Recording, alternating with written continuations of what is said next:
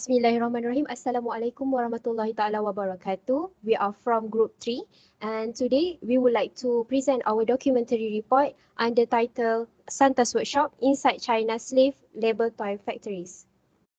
Next slide. So this is our group member, Muhammad Alif Aiman bin Johan, Muhammad Akim Mukri bin Maslijam, me, Nur Fazrina Adil binti Zamrus, and Nur Anis Nabila binti Safaruddin. So I would like to pass our slide to Alif Aiman. Okay, next for the summary about Santa's workshop inside China's slave labor toy factory. Okay, firstly, many multinational companies chose China to operate their factories because of China has low labor wages. Factory laborers in China has been discriminated by the companies because they work 7 days per week and working more than 14 hours per day. Besides that, the factory laborers also don't have a minimum wages as factory laborers. And then safety for laborers are not guaranteed by the companies. They also have pollution because of production of toys, because of buyers are not willing to pay more to get their products, and as a result, the surrounding population has no choice but to use the contaminated water for domestic use, such as watering crops. Next is about the introductions. Okay, firstly is toys are quite important for today's kids, particularly in terms of linking their brand sales of kids. Santa's workshops, since they are inexpensive and can be purchased in bulk, in other words, is economically or cheap. The interviews have spurred arguments concerning issues that workers confront on a regular basis, such as working hours, workplace condition, and safety. The amount of money workers make and workers experience working in manufacturing environments workers. They see the profession as a way to make a lot of money without considering the hazards or consequence for the factory laborers. A student-led organization criticized business action against employees who fail to consider their safety and health. There are also employees who care about their employees, but the number of company is very few in this world. Next, our defining and framing the issue, addressing the issues of innovative employees. So, based on the video, the workers didn't had encouragement to do innovative in their work. So there is several solutions that we have discussed, which is the employees and the employer. So the employees must look out and eliminate the negative experience that have they face it, and then develop self-esteem and increase awareness among colleagues, and then be polite and tell clearly what they need as employees to their manager. And then for employer must create a positive culture in the workplace and then be a good communicator and help his employees when they are in difficult situation. Next, for the trends in current practice. So in Santa's workshop have unfriendly workplace and their employers do not keep the environment clean. They are more concerned with the quantity of toys created than the cleanliness of their own workplace. As their pay is based on the quantity of toys produced, employers provide order and does not allow his employees to rest. So the employees work till down and they grow disoriented and their eyes pain because they are unable to sleep. So firms must take care of their staff, including hire new personnel so that there is no need for overtime.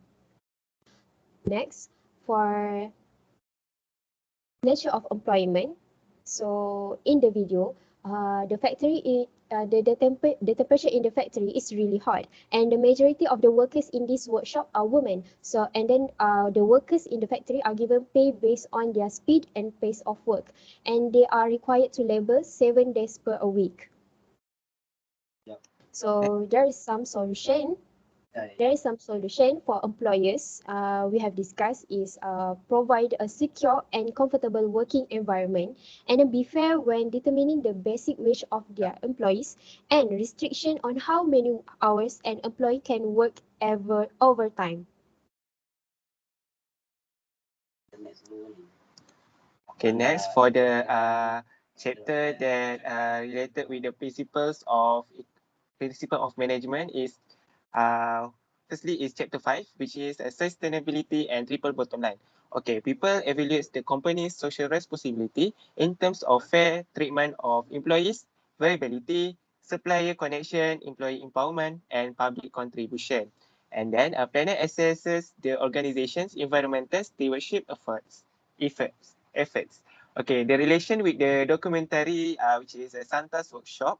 Santa Workshop doesn't care about the welfare and the fairness of their employees.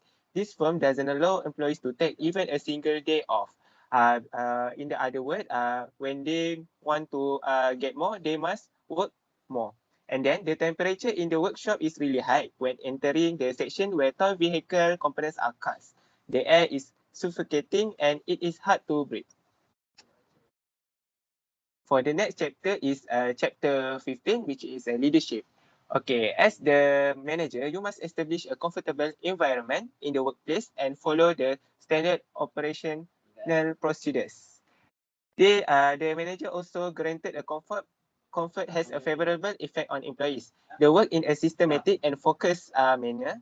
A comfortable and favorable work environment, employees are more likely to take care of their safety, particularly their health. Management or chief executive officer, which is a CEO, doesn't care about their employees. There may be a large number of sick employees who refuse to work. SOP is also very necessary for a manager to practice in the workplace because with SOP, they will be more organized in managing goods and services securely. Besides that, China, they have unsafe and inconducive working conditions because many employees have become ill as a result of the small and hot location of the premises. For the last chapter is chapter 16, which is intrinsic and extrinsic rewards. Okay, intrinsic rewards means psychological reward because it related with positive emotional reaction and motivation for surrounded make them to stay focused and improve on their next task. Extrinsic reward, external resources and visible reward those each employee wants to achieve. The relation with the documentary are the factory use negative approach in intrinsic and extrinsic rewards to the factory labors. And then the company also using fear as a dominant motivator always has cons for the development of employee skill and the long-term performance. Next, I will pass to uh, Hazrina Adli. So, as a conclusion, the companies need to play an important role in building a better life for its factory laborers. So, every company should have their own code of ethics and procedures in managing its labor to avoid the occurrence of problems as in this documentary. Second, as CEO needs to pay more attention in company management, especially for the factory labor, because sometimes superior do not know what happened to subordinate employees as experienced factory laborers.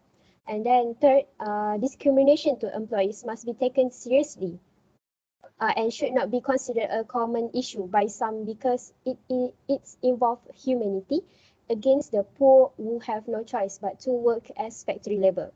Last but not least, special attention to the impact of production like toy manufacturing on the environment should also be given by the companies to avoid long-term adverse effect on the environment without regard to profit. So for the recommendation, I would like to pass Alif Aiman. Okay, because of there are many problems in the documentary. There are the solutions for the problems in the documentary. Okay, firstly, every country should set a minimum wages for every employees. Just like China, China doesn't have a single minimum wage for the entire country because different sections of the country have significantly varying living standard. The job of determining the minimum wage is instead delegated to the municipal government. Each province, municipality or province establish its own minimum wage based on local circumstances.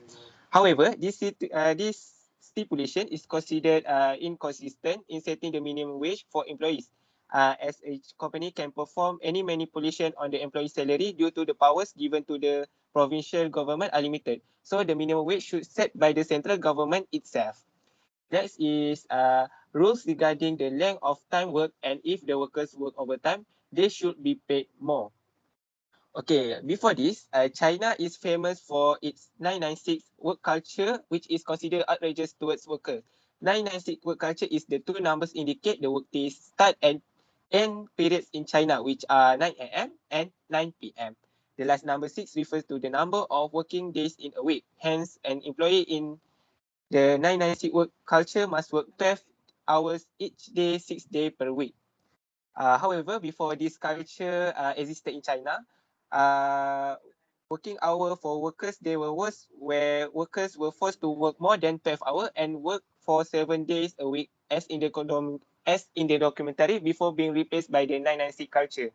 But however, recently, China's central government has banned this excessive work culture called 996 because China has issued through a severe warning to tighten down on the country's large business company excessive labor ethics, and the People Supreme Court and the Minister of Human Resources and Social Security gave a long explanation on labor law infraction and excessive overtime, often known as 996, while in one case, an unnamed technology company required employees to sign a non-demanding overtime pay agreement, which the court found to be unlawful. Lastly, is every country needs to introduce worker safety and workplace operation acts. Because this is due to many companies prioritizing profit over the safety of employees in the workplace. And then the companies can be sued by the employees or his or victim involved in accident due to the company own negligence in ensuring employees safety and providing a safe workplace if the act is existing. So next, I will pass to Nur Fazina Adlin again. So after we watch this documentary, there are some lessons we have learned. So first, we must be human to others because not everyone is lucky in their lives, such as the factory laborers who have no choice rather than working at the toy factories to earn higher wages because of most of them are poor, which came from far away from China. And then second, as a CEO or manager, we should not focus on profit alone when running business because the profit earned are the effort of the laborers who produce the company's products, and we cannot neglect the welfare of laborers. Next, as the factory laborers, we need to have the courage to voice our right as the company to get better wages and flexible working hours and a conducive workplace environment. Next, we should prioritize our lives over than other things because life cannot be replaced if it is lost. Next, as the label, we should avoid working in places that unsafe and do not have a safety equipment because at any time an accident may be happen and our life will be lost. As manager in the company, we must provide a safe workplace for laborers to avoid the company having to pay compensation and be sued by the heirs of the family, the heirs of the laborers in the event of an accident. After that, the company must be transparent and fair to laborers because fraud is a wrong thing in law. And last but not least, we should take care the environment from any pollution such as air pollution and water pollution because there are resources that of the mistake use for the surrounding population, and if polluted, it can affect the health of surrounding pollution.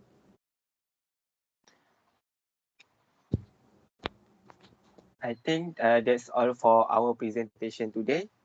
Thank you for borrow your time for listening us. Thank you. Thank you.